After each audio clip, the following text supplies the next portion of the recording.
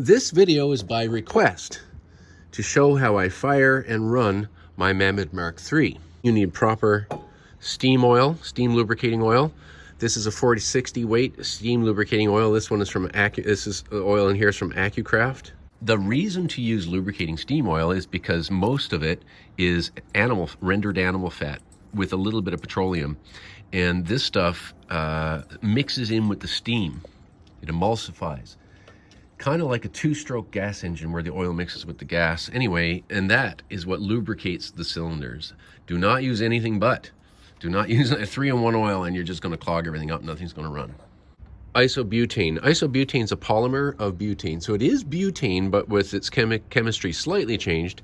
So it burns hotter and better in cooler weather. In terms of fuel, don't go with the cheapest dollar store bargain basement butane camp stuff.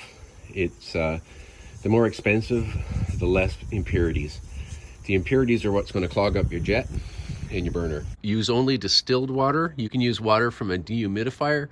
You can filter rainwater, but just don't use tap water because of the minerals that might be in it. I have a Goodall valve here, which is a one-way valve, and I use this to reload the boiler. But of course, if you don't have a Goodall valve, you just unscrew the cap and put water straight in. The other thing I should mention is use like a 3-in-1 household oil. Every now and then you go put a sparing drops on all the moving bearings and parts. If you've run your engine for a while, it's starting to get a little, run a little bit funny. Or if you get a used engine, it could be that there's a bunch of stuff clogging up the burner. The jet in here might be clogged slightly or fully. Unscrew the part here, you take it out, and you run butane backwards through the jet to clear the jet. If that's a problem for you, you can notice here in North America, there's no law that says I can't put, say this silicone hose here is a fuel line for butane. I believe in the UK, it has to be by law a metal line. But anyway, you fire butane back through the jet. Another trick I've learned is this. I just experimented. Electrical contact cleaner. Believe it or not, this stuff will ungunk. So about once a year, I do a good spray over the top, all through the top of the burner and down in everywhere. And it literally makes the gunk go away. So if you buy one of these Locomotives used and you're finding it's not burning very well, you need to clean the burner. You can take the burner out, complicated job on this engine, or, do something like electrical contact cleaner and douse it liberally and let it sit for a while. This lubricator will take about 5 cc's or 5 milliliters of lubricating steam oil. By God, do not put that in full, because you'll notice the steam pipe comes out from it about halfway up. And what happens, it's a displacement lubricator, so a little bit of steam condenses in the lubricator, and droplets of that go down, the steam floats up on it, and that's how it's constantly fed. So this, though, comes in about the middle. If you fill this all the way to the top, what you're going to have is you're going to fill the steam pipe with lubricating oil, and it's going to lock the cylinders. You're going to have a hell of a time getting it going.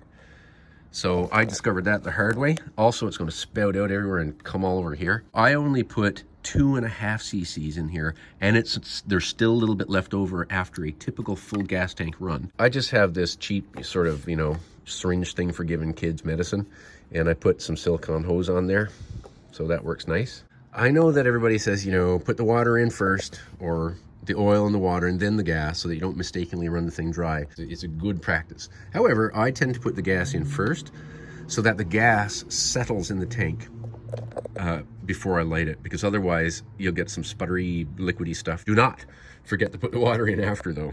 I couldn't do this with the phone in my hand, but you press that down there and some will leak out. You'll smell it maybe, you'll see it. Some will leak out around, that's fine. You get the right angle.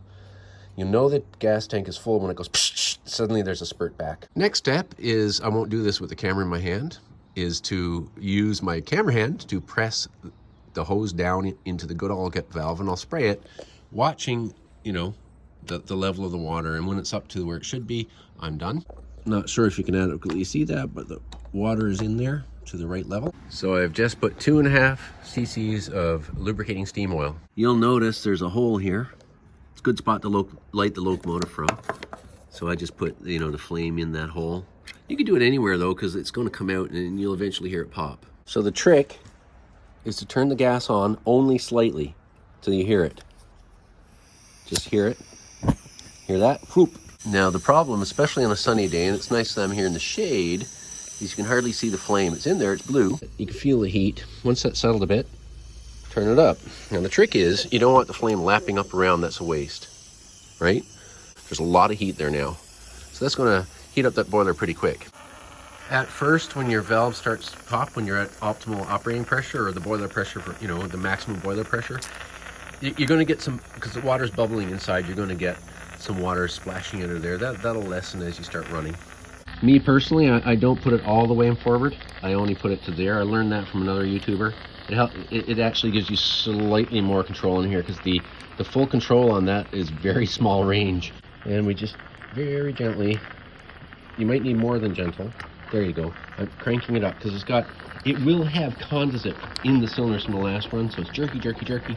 Not running well, jerky, jerky, jerky. It'll sort itself out. And there you go. It's cleared out, so I can turn it down a little bit. There you go, it's running well. There is a 2% grade there, right there, and that locomotive is susceptible to grades. Some people put radios in for the throttle. If I had that, a single channel radio just for the throttle, I could run it at a slow speed here, and I could turn it up to go up the grade. And I might just do that.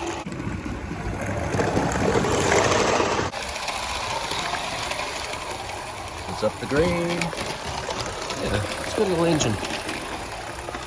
So the engine just ran out of fuel and very quickly stopped.